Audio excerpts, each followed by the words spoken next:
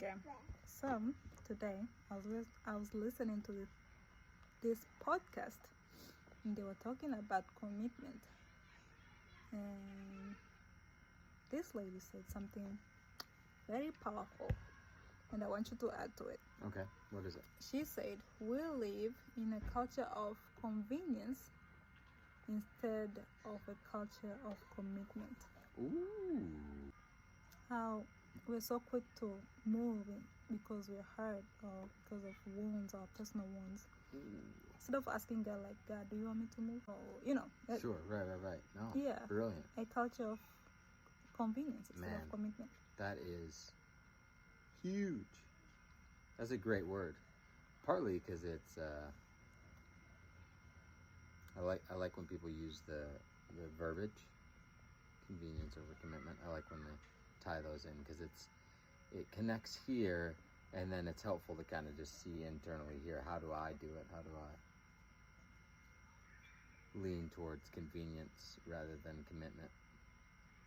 Like, how often do we ask God, am I supposed to stay here? Am I supposed to stay in this church? Am I supposed to That's right. stay in this relationship? Am I supposed, instead of like just, we're so quick to move. Whew, man, that is, I'm telling you, it's so good. My brain's just going nuts. Can I start telling you what I think? Mm-hmm. Okay.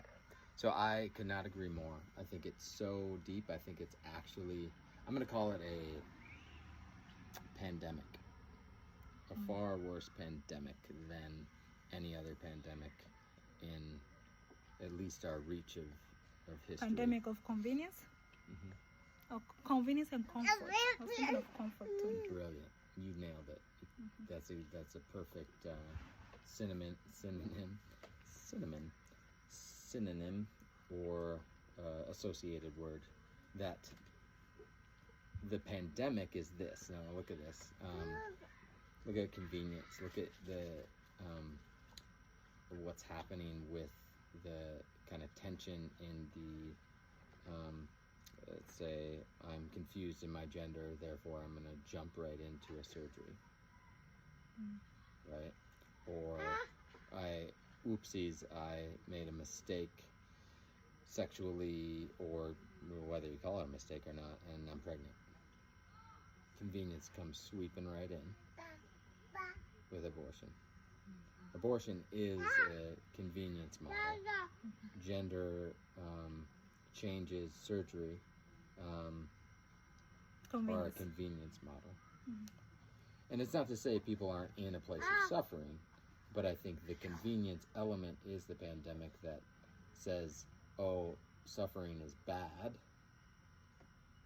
and comfort's the only good, or elimination of pain's only good. And I think that's part of the pandemic. I think we've become incredibly weak because of it, and yet we're hiding from our weakness and just burying ourselves deep in weakness for the sake of comfort and convenience, because it's quicker, it feels better, right? Mm-hmm. It's the supplementation stuff of the quick fixes. It's the medication quick fixes. Again, it's not even trying to judge or condemn these things. It's just this is what's happening. It's a model of what's happening in our when we just look at generational shifts or cultural shifts. That's what's happening in the West, in the U.S. and everything is fitting it. If someone's emotions are hurt, what's the quick fix to quote unquote validate those emotions? Convenience, move, exactly. Get away. Right, so you see it everywhere. Cancel culture especially. It's very, you and deep. I like it.